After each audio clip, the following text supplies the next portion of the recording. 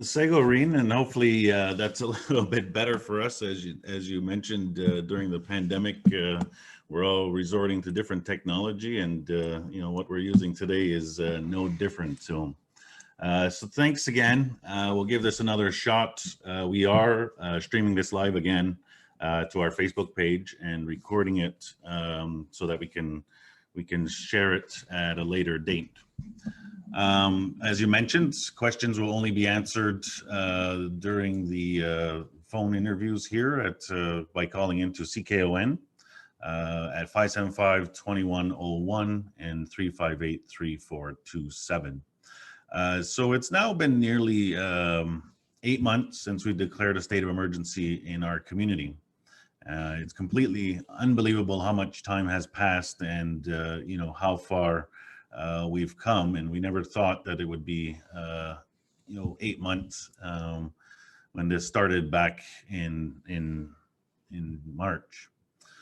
I do want to acknowledge, as always, that dealing with this pandemic and practicing all of the necessary precautions has and continues to be challenging for everyone, and you're not alone in your frustration.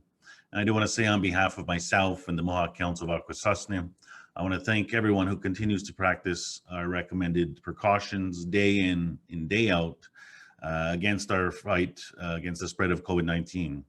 It's really important as a community that we do not accept a false sense of security about this pandemic at this time.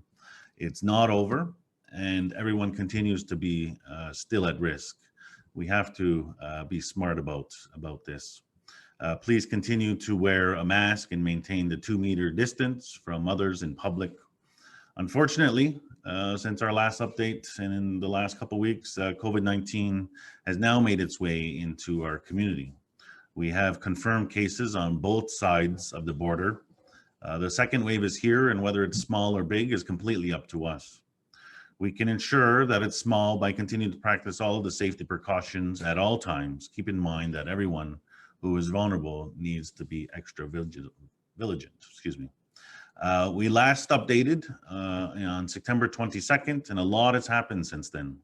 For today's discussion, we're going to talk about the second wave, MCA's call out for applications. What does that mean? The 2021 Heating Assistance Program, and I want to touch on the CBSA MCA Collaborative Domestic Lane Pilot Project. So the number of positive cases in Akwesasne and the surrounding area are increasing. This is especially troubling as the cold weather will be coming later this month. And as we know, the flu likes cold temperatures, as many viruses do, and tend to spread even faster. So up until yesterday, the local cases in the region, the Franklin County is reporting 47 active, St. Lawrence County is 74 active.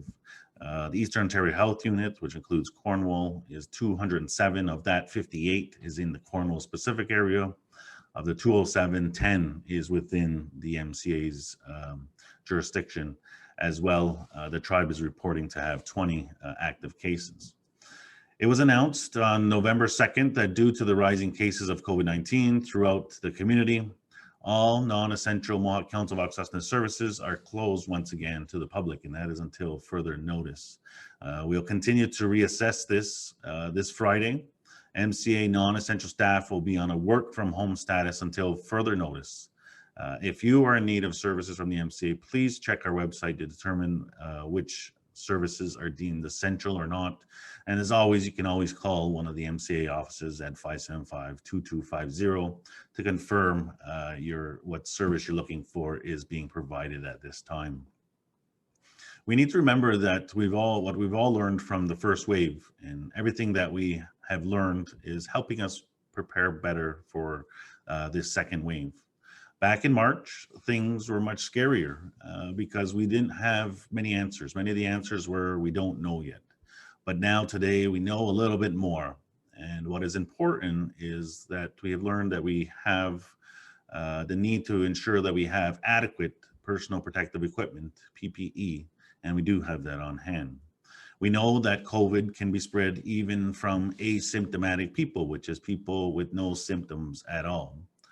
We know who is more vulnerable, and we also were able to improve our responses much better now based on what we've learned in the last little while. The best thing that everyone can do is to help out the hospitals for the second wave is to continue to practice all the safety precautions. Everyone who is more vulnerable needs to be extra cautious. We need to protect our community and especially our most vulnerable members. And when we talk about the hospitals, it's important that they don't become overwhelmed, because as the numbers rise, the demand on the hospital will continue to rise, and that's when it becomes a critical state. The second wave may be inevitable. It's whether it's big or small, it's ultimately up to us. We can ensure that it's small wave by continuing to practice all of the precautions that we have been continuing to relay to the community since the beginning. In order to avoid our spread, such as regularly washing our hands with an alcohol-based rub or washing them with soap and water. Avoid touching our face and noses, making sure that you and the people around you follow good respiratory hygiene. Wearing a mask or other face coverings in all indoor public places, and maintaining the 2 meters, 6 foot distance between yourself and others continues to be extremely important. Avoid or limit activities that put you in contact with anyone outside your household. Stay home and self-isolate, even if you have minor symptoms, such as a cough, headache, or mild fever, until you recover. Have somebody bring you some supplies. This is extremely important. Please do not go to work if you are ill. Please do not leave your home if you are not feeling well. If you have questions or symptoms, the MCA Community Health is always there for you by phone. They can provide pre-screening as well as can help arrange for testing. If you are, and this is extremely important, if you are awaiting COVID-19 test results, it's important that you continue to quarantine for as long as a healthcare provider has advised. We are aware that some people are waiting for tests and are not staying home. This is not a good practice. This is not safe. Do your best to please stay up to date on all the information from trusted sources. Not everything that we read about the COVID is accurate. As of October 20th, the MCA Health Department relocated the COVID testing site to 3rd Street here in Ganadigo. We have stored the mobile unit and for the fall and winter, and we'll likely reactivate it in the spring. So again, the testing center here is on 3rd Street in Ganadigo. If you have any questions about the COVID-19 or tests, please call the community health nurses again at 575-2348. I might add that please exercise patience and respect. I know that there's a surge of people getting tests and they continue to call and ask for the results, and some of them are not being very cooperative or being respectful. I ask that the community please continue to exercise patience and respect for all of our staff, and especially our healthcare providers at this very challenging time. We are relying heavily on our nurses, on our healthcare professionals to assist us in our community in keeping us safe, and having individuals who may not be happy or upset, perhaps scared, doesn't help the situation. Please continue to be respectful and patient. Some of the tests that we have done through the MCA Health Department, thus far we have received 3,279 calls about COVID or COVID related, and we have administered 885 tests at this point. Our collective efforts to protect our community, and especially our most vulnerable members, have overall been successful this far. We must continue to take this one day at a time and support each other along the way. With that in mind, the Mohawk Council is preparing wellness packages, including masks, hand sanitizers, thermometers, and signage to display important information about your health status of your household, and magnets containing important numbers. And these wellness packages will go to every home in the community and will be distributed in the coming weeks. As announced on October 8th, the Mohawk Council of Akwesasne is currently seeking to immediately fill several positions on an emergency hire basis, term basis, in a wide variety of positions within the organization. I encourage anyone interested in filling one of these positions on an emergency hire term basis to submit a resume, identifying their skills and areas of interest to our Human Resource Office. These positions, some of these positions include nurses, nurse practitioners, PSWs, healthcare workers, laundry workers, recreational leisure workers, administrative assistants, clerks, compliance officers, paralegals, counselors, social workers, teachers, cooks, activity aides. These are just a few. Additional staff are needed at this time to decrease the stress level of our existing workforce as a result of the fatigue and being short-staffed. And this is as a result of the COVID-19 and the pandemic we're dealing with. In speaking with our MCA Executive Director, I just want to clarify that this is an open call out for resumes, meaning resumes continue to be accepted. Feel free to submit your resume if you are interested in filling one of these positions on an emergency hire basis. The way it works is that if and when those persons are needed in those positions, the MCA will be reaching out to you at that time. And will, based on your appropriate qualifications, they will be going through and identifying individuals who could possibly fill those positions. Resumes will be kept on file, and even if you don't hear back from us, it doesn't mean that you won't be called at some point. So these are directly related to the pandemic and the stress that it is causing on the organization and the people who are serving you as the community, as well as providing services in various areas. So that is why the general call out has happened. I think it's important for people to understand that. And as long as this pandemic continues to be dragged out, those needs will continue to grow. So it's important that if you are to meet these qualifications in these areas, to please submit.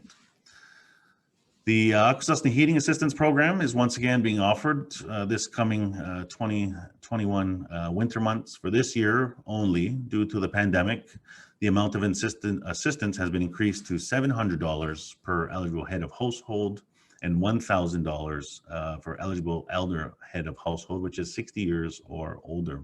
And we spoke about this last time, Reen, and I announced then. So this program is being rolled out. This also is extended to Akwesasne who reside within the municipal boundaries of the city of Cornwall and clients who are on the community support program, but the assistance is limited to once per household. Due to the requirements of social distancing, applications will not be taken in person this year. If you had received assistance from the program last year, you'll be called by a representative of the community support program to confirm your details of your application from last year, which will be carried into this year. If you have not received a call or you wish to apply because you had not applied or qualified last year, please call the community support program at 575-2348, ask for community support, and they will assist you over the phone. We ask everyone to be mindful that the deadline for applications is December 4th, and there are no exemptions. And if you need to speak to community support about applying for heating assistance program, please call as soon as possible. The distribution will not take place until after December 4th. So people who have applied or are getting it, it will not be, the benefit will not be received until after the deadline, which is December 4th. And I just want to share that the estimated cost for the heating assistance program is approximately $1 million. And I do want to take the opportunity to say thank you to the Akwesasne Community Trust, who annually contributes $320,000 towards this cost, and that is from the trust. Everybody's interested in the costs on these things, but we see the value in this and are rolling this program out again this year with an added benefit. The MCA and CBSA have been working together since 2008 to improve the border experience for everyone who works, utilizes, or travels through the Cornwall border crossing. In January of this year, we co-developed a strategy called the Border Collaboration Initiative. Was launched and includes a plan for tangible improvements and long-term change. One of the components of this initiative that has been worked on for quite some time is a domestic lane pilot project, which was implemented just last Tuesday, November 3rd. And the intent is for the 6-month pilot project is for, is there to be a primary inspection lane at the port of entry to be used by domestic travelers. And a domestic traveler is defined as a traveler who has not been through,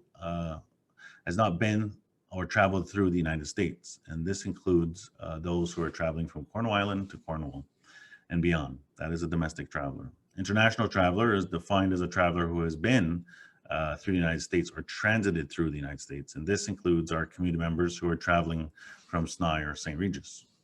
International travelers will continue to be processed through the main lanes at the port of entry, and domestic travelers will have their own specific lane. It is expected that all travelers will benefit from a shorter wait time and reduced congestion overall at the port of entry. This domestic lane operates from 7 a.m. to 11 p.m. every day of the week and is located generally at lane 4. Earlier this week, they switched it to 5 due to technical reasons, but generally is located at lane 4.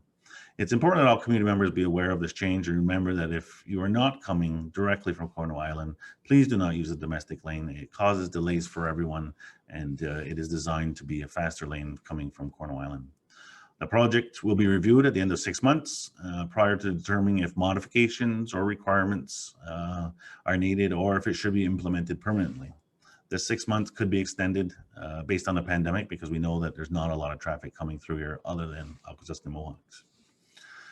Reen, this is everything I wanted to update on this morning. I know we've touched a few areas, and I anticipate that you and the community will have questions about other areas, and I'm open to taking those now.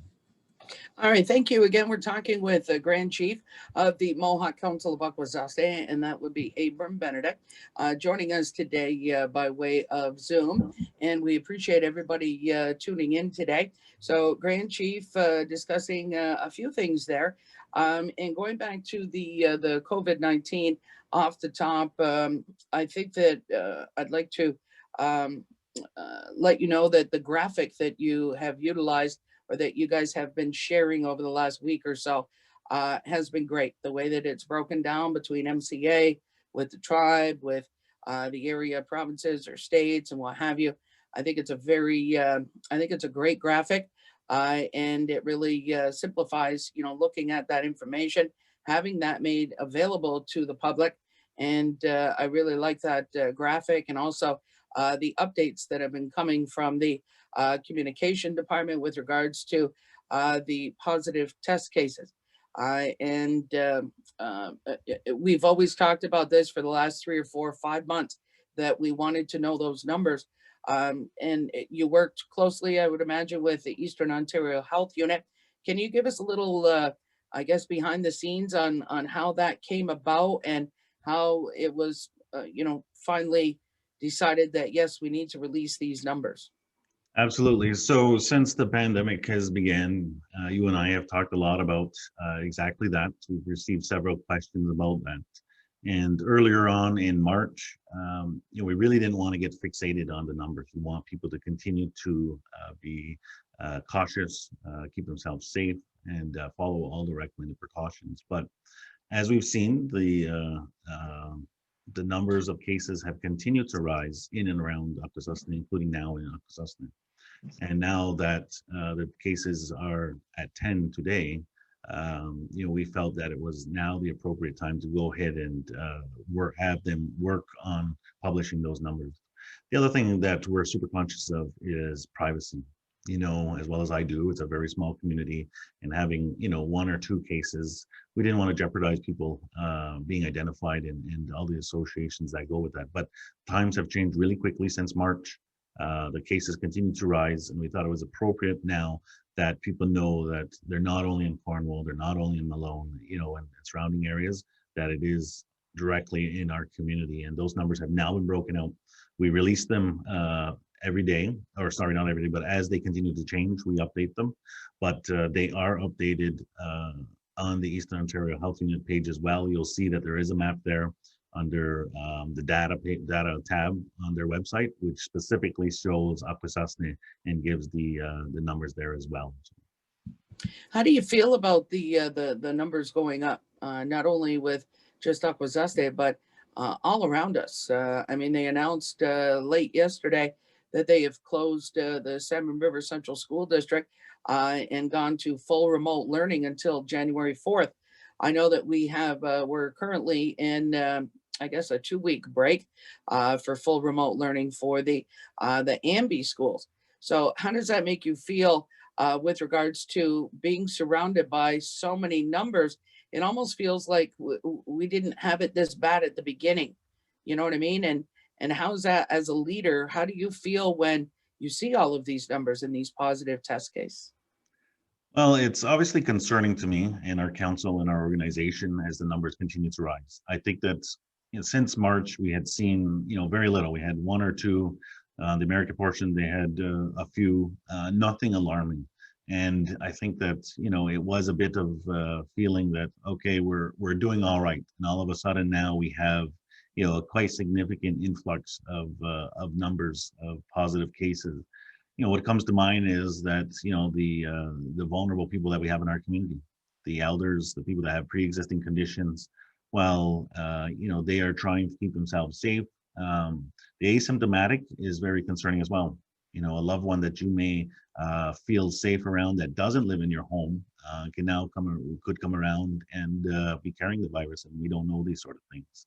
I can tell you that now that we have the call out for persons to apply for the MCA, this is real, right? We have the impacts are real. The reason why is because we know that if we continue on this trend, we will have staff burnout. We will have to rotate staff. And that is why we're trying to make sure that we prepare for that.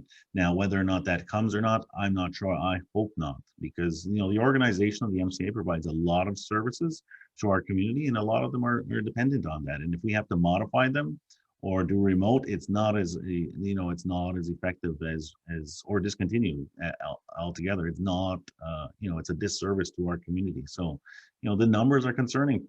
We really have to take this take our actions seriously and think about the implications. While we may feel that we are of good health, that we're taking all of the precautions, but it doesn't take much, and it spreads very fast, and that's why the social distancing, remaining in our bubbles is extremely important at this time, especially as we go into the winter months. Remember, March, we were kind of coming out of the winter months. Now we're going in. So, everything that winter brings is concerning to me and our council, and we're doing the best that we can to make sure that we're prepared to be able to continue to provide service to the community and keep the community as safe as possible. We'd like to remind everyone, if you have a question for the Grand Chief, you can phone at CKON Radio at 613-575-2101, 518-358-3427. So if you have questions about anything that we're discussing today or anything with the Mohawk Council of Akwesasne, please call that in and we'll try and get the information that you're looking for. So let's go. Let's continue. I brought up schools. So we're off right now for the 3 district schools, AMS, Ganadga School, and Gisnani School. Do you think that the schools will follow the lead of perhaps the Salmon River Central School District? Is there any correlation between the 2 districts? Because I know that we have kids in households, we could have 4 or 5 kids and they could go to 4 or 5 different schools, the way that it's set up in Akwesasne. Do you know if AMBI is taking that into consideration with regards to their remote learning model that they're utilizing, in hearing that Salmon River is going full until January 4th? So up until last week, we were a hybrid. The students were 2 days in, 2 days online at home.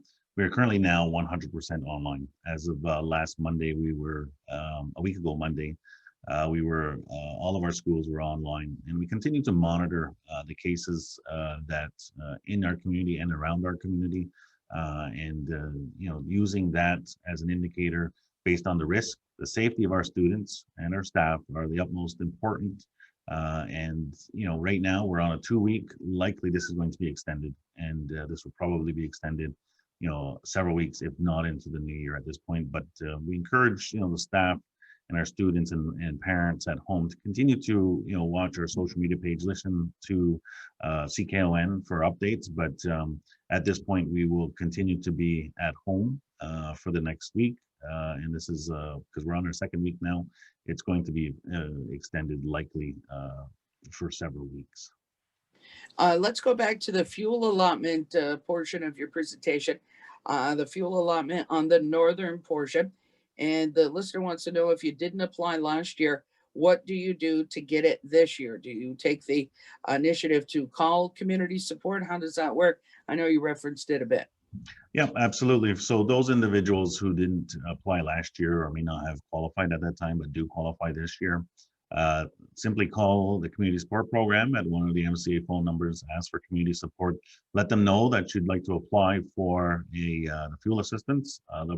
They'll ask you for all the information that's necessary, your date of birth, your name, and where you live.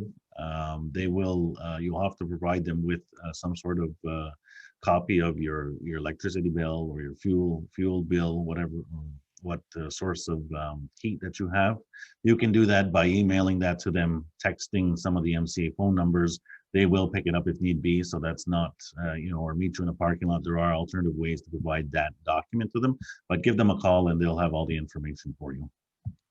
Another question from a listener: why does MCA not report positive cases of people who work here or members who live in Cornwall? I'm not sure if that's even correct information, but that's what our listener would like to know. So if there's a member of the community who lives under our jurisdiction and they test positive, they're reported through the Eastern Ontario Health Unit and through our now releases as being a member of the community. Specifically to the MCA, I can't say that there have been staff members that have been tested positive within the organization. If there are, the health department will work with that department to make sure that the risks are minimized. That is also one of the reasons why the staff who are non-essential are working from home. Some of the staff that are essential and able to are on a rotating basis as well, so that there's as much limited risk as possible without disruption to the service happening, so that there's a flow of people in and out, but they're separate cohorts type thing to ensure that the risks are minimized. But if there is an organization positive, the executive director of the MCA will work with the health department to ensure the risks are minimal. Whether or not that's made public or not, I can speak to the executive director about that. But right now I don't believe it is made public. All right, so going back to COVID-19 and funding that was announced at the start of it and continued to be announced through the late spring, summer, now we're into fall. Winter is just around the corner. With Mohawk Council of Akwesasne and the funding that they received so far from the Canadian federal government, have we received any other funding, or is there any funding coming down the tunnel that you've heard of where Mohawk Council of Akwesasne will be provided more funding to deal with this pandemic? Yeah, so we had earlier on in some of our reports and at our general meeting, I think a month and a half ago, 2 months ago, reported on what was received and what has been expended. A lot of the monies not a lot, but some of the monies have been used for the food distribution that happened in the spring or in the winter, March and March and April. Has been gone to that. The garden program was other initiatives. We have received some targeted money for salary top-ups in different areas. That continues to happen as well. I will say again, though, that they provided some monies, not enough monies to cover it all, but we are committed to ensuring that if there is a top-up, the employees will receive that. There has been some monies received for to help the school system adjust physically, because the children do have to be social distance. There are a need for shields. Some of the children have been provided with shields. Some have been provided with masks. These all come at a cost as well. We've had to purchase Surface Pros for all of the students that are now remote learning. So these have been significant costs as well. So there have been some pretty incremental costs overall that we have incurred. There have been some monies received for that, but not in all areas have we received enough money to cover all of the expenses. We can provide a more fulsome breakdown on that either at our next update or at our general meeting in either the end of this month or in January. All right, again, we're talking with the Grand Chief, Mohawk Council of Akwesasne, Abram Benedict. If you have any questions for the Grand Chief, he will be glad to address those and answer those. And I'm sure if he can't answer it, he will find the information that we're looking for, and get back to you. So another question from a listener: is it true childcare funding to help families with 2 working parents so that one parent can stay home. Actually, is there any childcare funding to help families with two working parents so one parent can stay home? Mhm. There has not been specific monies that we received specific to childcare related to COVID.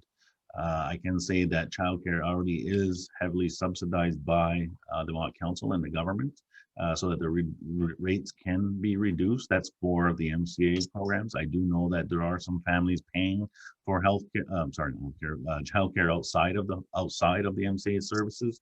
Right now, there is not any programs that are available to help subsidize that.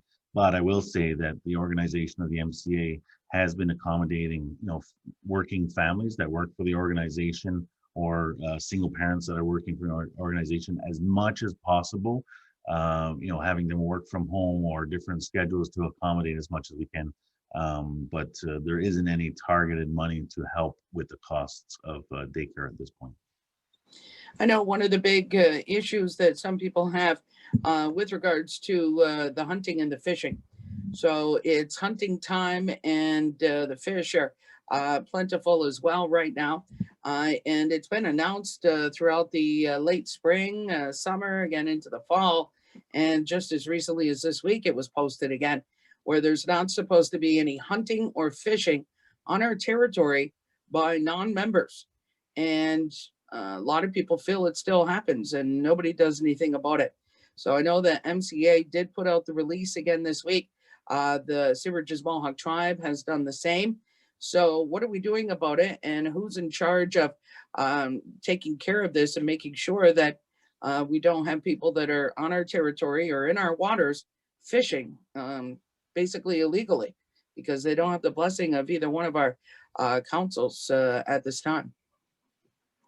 Yeah, so we continue to not issue any hunting or fishing permits for within the territory. So individuals who may be doing those activities within the community are doing it without permission. We've received a couple complaints just recently about this, and of course we've received them all along, actually, during the pandemic in the summer months when boating was big. I encourage individuals who are aware of non-resident fishermen or women, or hunters, to please phone the Akwesasne Police. I've spoken with them last week about this. They will be increasing their patrols on the water specifically for this, but it helps when complaints come in so that they know that this continues to happen. While it may be out in your front yard, the marine unit for the Akwesasne Police Service is on the water at different times. It may not be at that time, and if they don't know, they can't attend there. But we continue to also, on top of that, we continue to push a heavy presence in the social media aspect and the advertising aspect, that if you are not from our community, you are not able to fish here. And we will be, tickets will be issued. We have our compliance department as well is going to be, issuing citations where possible to non-residents fishing or hunting here, because there's lots of other places they can do that, but it's also not safe. They have to respect our rules, and we don't want, the last thing we want is a contact, a case coming into our community because somebody was hunting or fishing here and they should not have been. Are there going to be any layoffs for the Mohawk Council of Akwesasne? I know at the beginning of the pandemic, you guys just went on stand down. They were able to work from home. Some did training at home. Have we gotten to the point where there's a possibility of layoffs? Is that something that's being discussed at any level within the organization? So layoffs would be within the purview of the administration. And at this point, there has been no conversations that I'm aware of layoffs. We obviously, we are a community government. We want to ensure that people continue to work. We also want to ensure that services are being continued to be delivered to the community. So at this point, there's been no conversation about layoffs. But also, in March, we didn't think that we'd be still having this conversation about the impacts of, the pandemic and COVID-19 in November. Things will continue to do the best that we can to ensure that, there's not a, significant layoffs, because it just creates more problems for our community, and that's not what we want to do.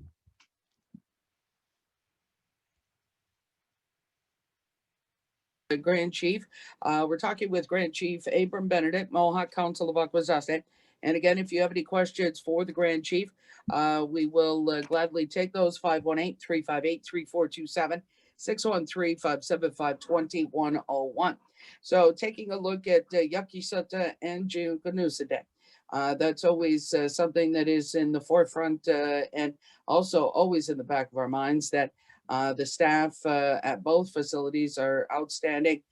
They've been able to keep our elders safe. And I think that they're a good example of our community and what we can do when we are focusing on keeping people safe.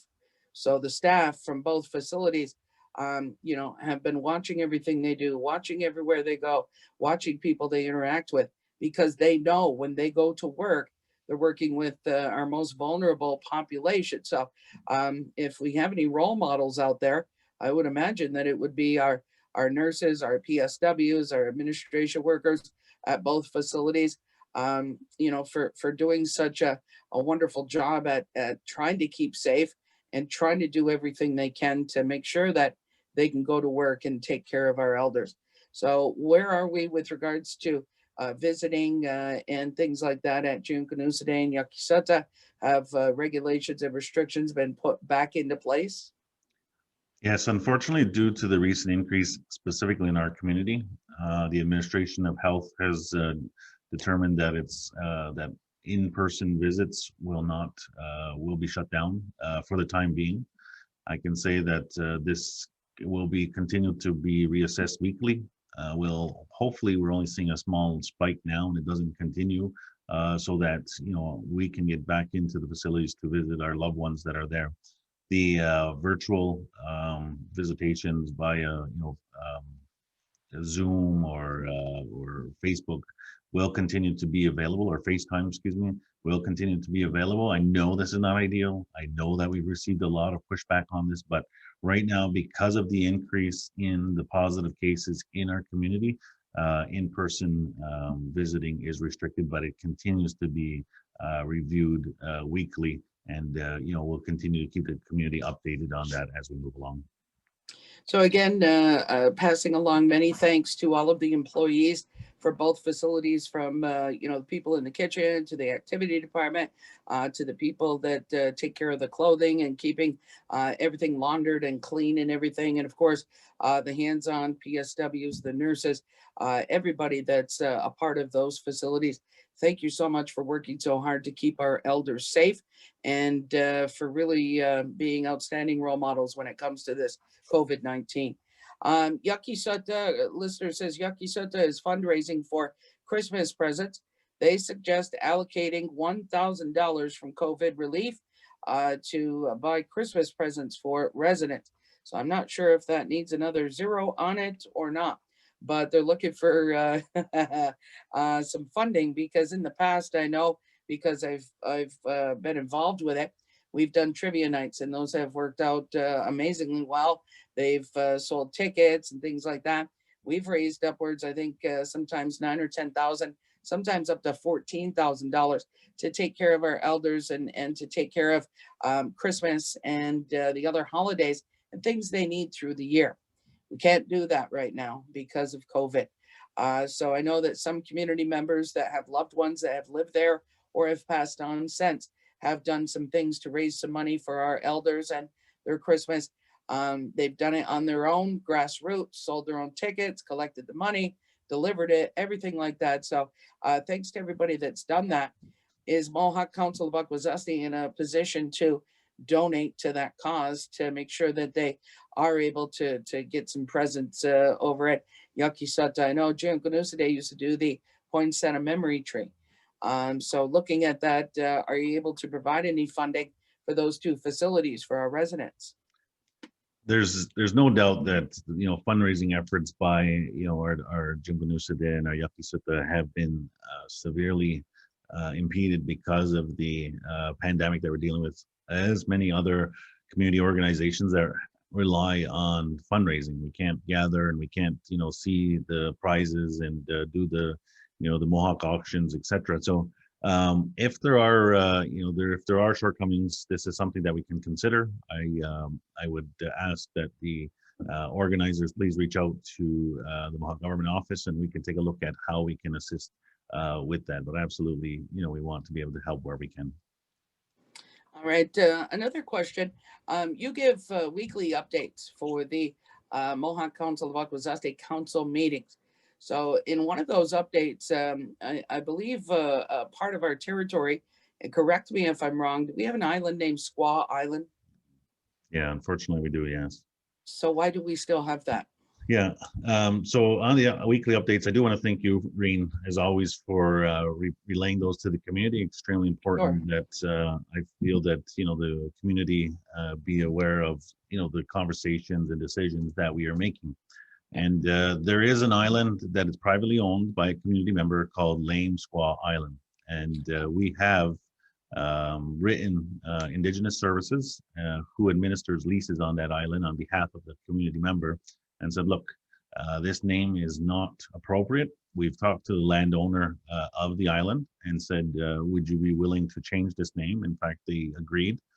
So we are in the process right now of getting the bureaucracy of Indian Affairs to agree that the name should be changed because it's offensive to many people that there would be a name like that of one of our own islands, right? So we're in the process of getting that name changed. Unfortunately, it's not an easy, it's not a quick task because there are leases and has to go through a process so that all of the documentation reflects properly, and including, Google Earth or Google Maps, that island doesn't continue to say that, it's Lame Squaw Island.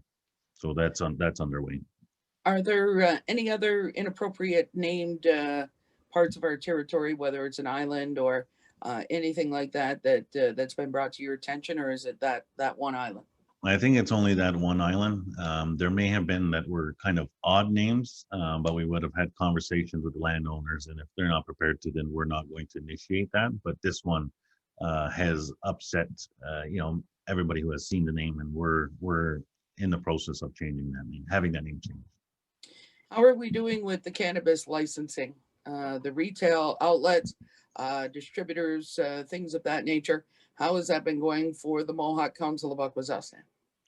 So the Mohawk Council enacted interim regulations that spoke to the sale and production and growth of cannabis within the jurisdiction of the MCA. That was enacted, a year and a half ago, thereabouts, probably 2 years ago. There is a committee a committee known as the Cannabis Working Group.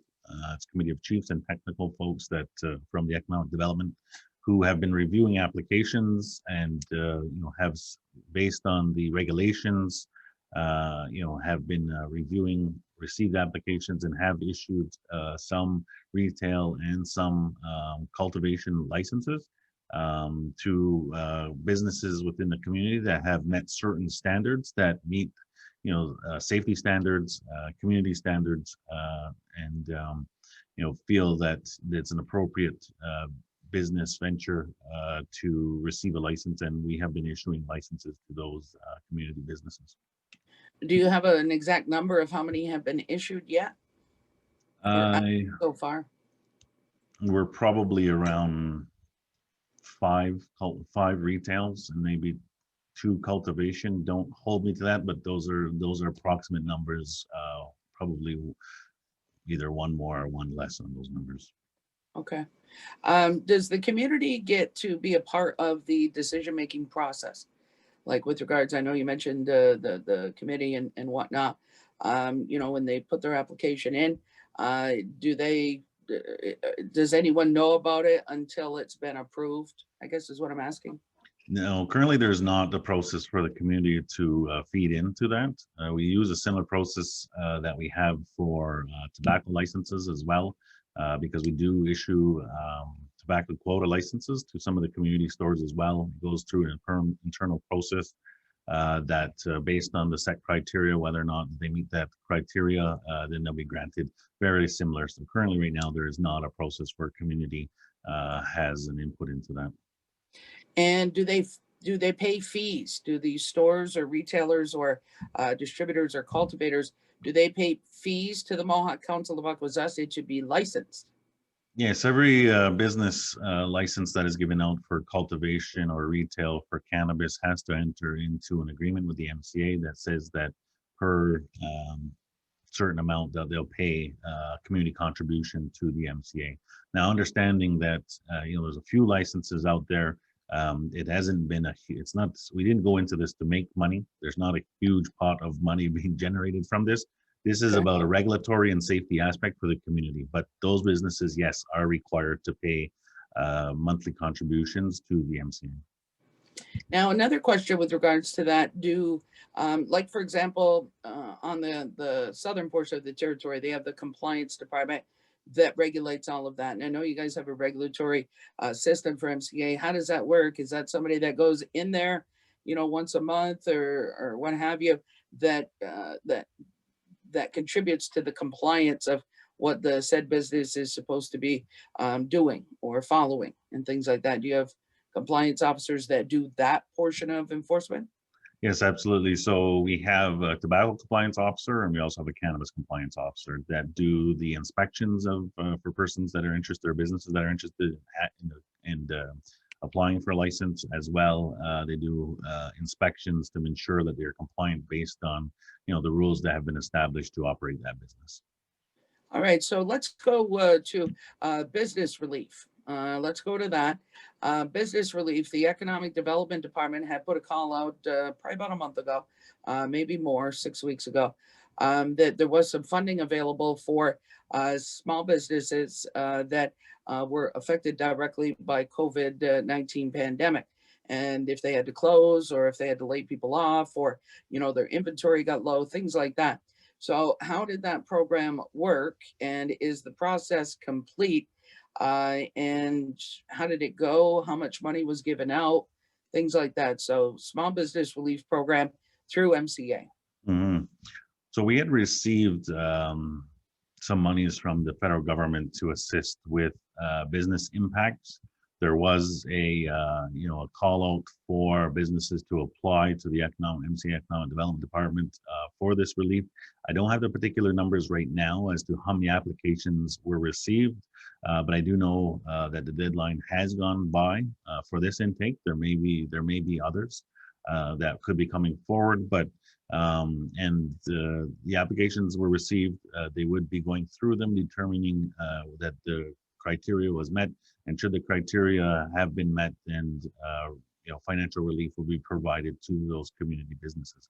Of course, not all community businesses have storefronts, i.e., our beaters, our basket makers. They were all eligible to apply. If they didn't, I encourage you to reach out to the Economic Development Department and see if there will be a second call out or if their funds are still available. But I can provide that breakdown information at our next update as to how many applications we received and what kind of financial benefit was provided to them. Very good, because we do have one of our listeners who just phoned in as well, wondering if MCA is paying out the ECDEV money to craftspeople for the small business relief. Yeah. Reen, I just want to touch on another item that continues to be an item that's brought up, and that's internet to our 3 districts. Yeah. I had previously reported that we were recipients of some monies to roll out a fiber project to the entire community.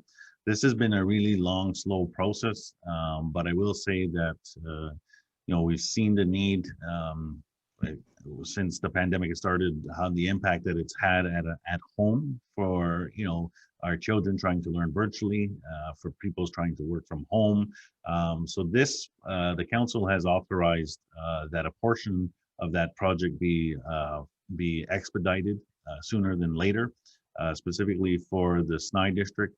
So this will take several months, but we are moving to roll out a system in the SNI district to bring faster speed to the community. Now, this is only part of the larger project. The reason why we've identified SNI is because they have one of the worst areas of connectivity, in some places no connectivity, but also we're going to continue to push the government for full approval. They have not provided much approval at all thus far, but we've said that we have to make that financial investment to roll this project out. Hopefully, the government will flow the approval on it and will pay back the monies that we're going to use for this project. But regardless, in the next several months, we'll be rolling that out in SNI. I know that it's not, an immediate fix, but it will take some time. This is a very technical aspect. We have to run, cables and fiber down the road to be able to service homes. But that this past Monday, council authorized that project to begin, so that we can, start addressing that shortcoming. You've made some people in SNI very, very happy. I've always wondered, and would it be like a political, would it be politically motivated, or if you could represent us on that level, because there's dead zones in SNI, dead zones for cell phones, for pagers, for internet, for all of these things. Who would be in charge of that? Who decides how far the phone signals go? And is it like, I don't understand, are there minerals under the ground that this is affected by? Because you can be, from here to the end of the road away and then boom, you have it. But in this certain spot, and I feel so bad for people that live in those dead areas because it's awful. And when you, especially if you're in an emergency, like I need to make a call or I need to check something or reach out, or, maybe someone gets into a wreck or something. So is that the phone companies, or is that the, CRTC? Is it, FTC in America? How does that work? Is it Verizon? Is it TELUS? Is it Bell? Would that be something that our politicians could lobby for? Because I would think now, instead of just recreation, it's safety, and it's also contributing to our education. So, keeping us down and not being able to flourish, through that. I'm just wondering if that's something that has ever been talked about or looked at, or can you do something about it? We have had a few conversations with the service providers, Bell and TELUS, specifically about that, and specifically down in the SNI area, that there is very bad or no reception at all, very similar to the internet access issue. There's a couple of things that were challenged by. One is that these companies are not doing it to be good neighbors; they're doing it to make money. And making a financial investment into an area that there may not be a lot of users is a hard sell for us to sell to them. Build a tower, people will use it. Well, there's not 50,000 people living in that region. In fact, if you were to look at the geographicalness of SNI, heading north is not a large region either, because it's Somerstown and all of that. It's spread out. There's not a mass number. So this is one of the real technical barriers that we have. We have been having internal conversations about the possibility of putting up a tower or some sort of device that we could invite them to become users of. This we haven't ruled out at this point. In fact, part of the fiber may include tower construction, because in order to be able to serve the community faster, it could include just building a wireless tower so that people connect off of, because fiber does have to be run physically to your home, and there's that's a time-consuming process. So this has not been all entirely ruled out. We continue to look at options if those are financial decision or financial investments that make sense. But outside of that, we continue to push heavily on Bell Mobility and TELUS to say, look, you need to increase the signal in those areas, because it's especially now it's it is identified as a real big barrier and gap in service. So it's on our plate.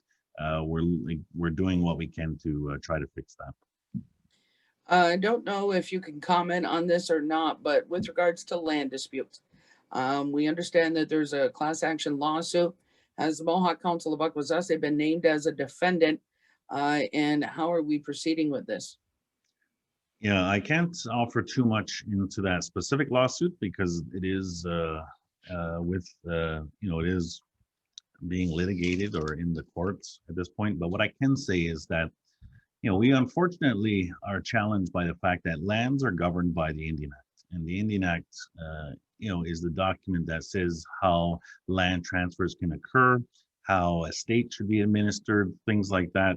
And this is where a lot of the land disputes arise from, is either a state, somebody passes away without a will, surveys are not done, and then, it just leads into a lot of other things. And, we've continuously said to the government of Canada, you need to fix these. Your old system of administering lands has created a lot of issues on the ground. While they may think that, somebody has passed away, the state is administered and it's all done and over with. That's not the case. In a lot of cases, that's not the case, right? What happens is that, people are not happy with it. Certain things are not done, and it creates a lot of anxiety on community and on our organization. So we've been pushing hard on the government to say, look, you have to find solutions. You have to provide resources to be able to fix some of these problems. The other avenue that we are going down is the self-government process. So under Wadatwi, Peter Garl and the self-government folks there, through that process, they are looking at, they will be or are developing our own land code, which will talk specifically about how we can administer these lands ourselves. I can tell you that a lot of the challenges that we have around land disputes is because the government says, no, this is how it's going to be, and that's the end of the story. But the reality on the ground is doesn't work. It doesn't work, and it creates a lot of problems. So we're continuing to actively continue to actively lobby the government to provide resources to fix the problems, but also we are pushing forward with the development of our own law so that we can administer it here and not listen to somebody in Ottawa saying, this is how this land is going to be. It's a very touchy subject, land disputes. I know that, there are a number of people who are affected by it, but we're continuously pushing the government to do the right thing on land disputes within our community. A couple of other things, and then we'll wrap up. I think I've gotten through everybody's questions. And taking a look at the Thanksgiving holiday that's going to be coming up, for the stateside southern portion. I know that Mohawk Council of Akwesasne, even with I think it's more towards Christmas that you guys put this towards, but you've always held the free meals at the different recreations. It was always the chiefs cooking the food. Is there any way that we can continue that tradition at all, or has that been shelved, indefinitely because of the COVID-19 pandemic?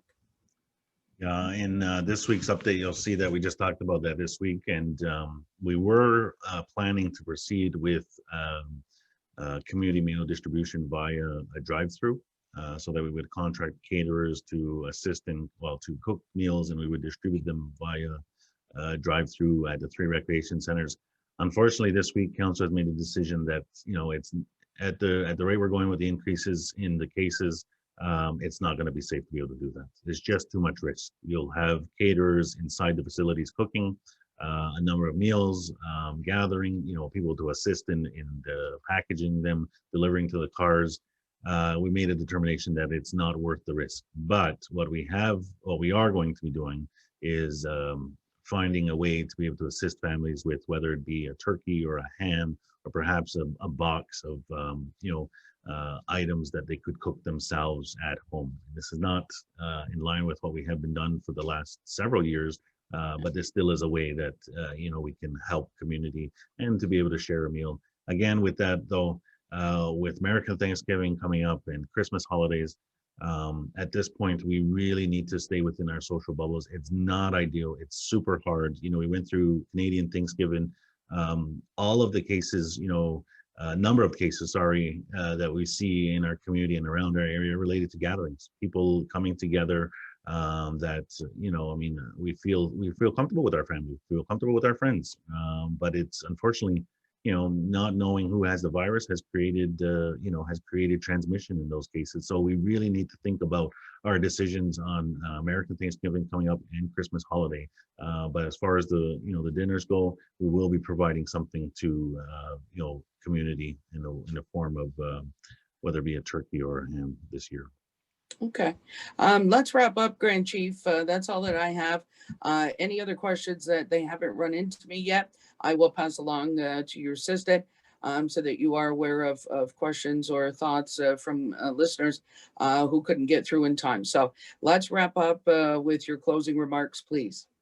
Absolutely. Well, thank you very much, as always, Rain, and the community for listening in with us today. We had a bit of a rough start in getting the technology, but that's just how it goes, especially in this wonderful pandemic we're dealing with. Yeah. It's been, it's been 8 months, and it's been very trying for all of us. There's no doubt about it. It's been for all of us. It's been a tough time, and it's not over at this point. We're unfortunately far from it. It seems inevitable that it's far from being over, but we must continue to do our part, wear our masks, maintain social distancing from each other in public, and avoiding gatherings. And please, think about the decisions that we make individually and the impacts that's going to have on ourselves and our community and our loved ones. It's not going to be, the next few months, I think, are going to be tough for all of us, and it's not easy on you or me or our community as a whole. We just have to continue to take this day by day, one day at a time, and support each other along the way. We do have the ability as a community to determine how the impact of the second wave will impact us in our community, and we must continue to do our part. So, Reen, Yamagoa, to you for spending some time with me this afternoon here on the Zoom system and on the CKON Radio. Yamagoa to all of our employees and our frontline staff who are continuing to work hard to keep our community safe, and to our listeners who are our community members and abroad who are doing their part to keep themselves, our community, our loved ones safe during this very extraordinary times. I know we will get through this. We'll get through this together. So, Akwesasne, please continue to stay safe, and we will talk very soon. Go, Ring.